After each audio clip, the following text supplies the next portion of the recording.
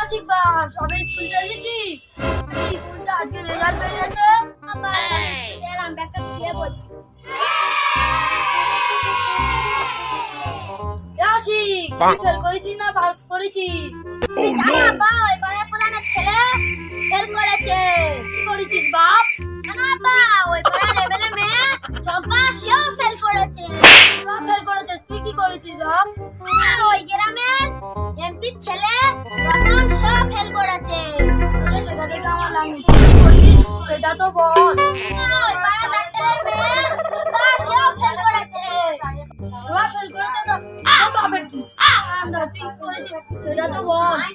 তুমি কি প্রধানমন্ত্রী তা তোমার ছেলে পাস করবে? তার মানে তুই ফেল করেছিস না? এই তাহলে ও মারে ওই পাড়া দিয়ে বলছে ও মারে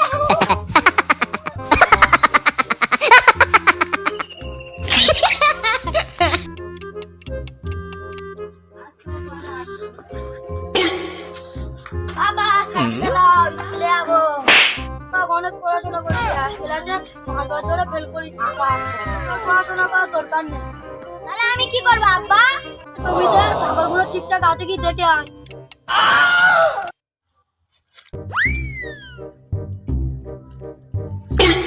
জমিতে একটাও তো ছাগল নেই, জমিতে পুরোই ফাঁকা। পাশে গ্রাম তো ছাগল এনে আর এটা ছেড়ে দিতে তিনটে। আমার ঘরে গেলে আবার উঠবে। দেখি এখানটায় 2-3টা ছাগল পাই।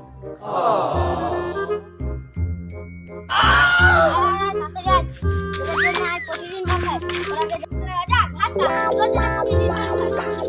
যা এতে থাক, আমি পালাইনি, তাহলে আব্বা আমাকে কুমার মারবে। তোরা একটা খাই।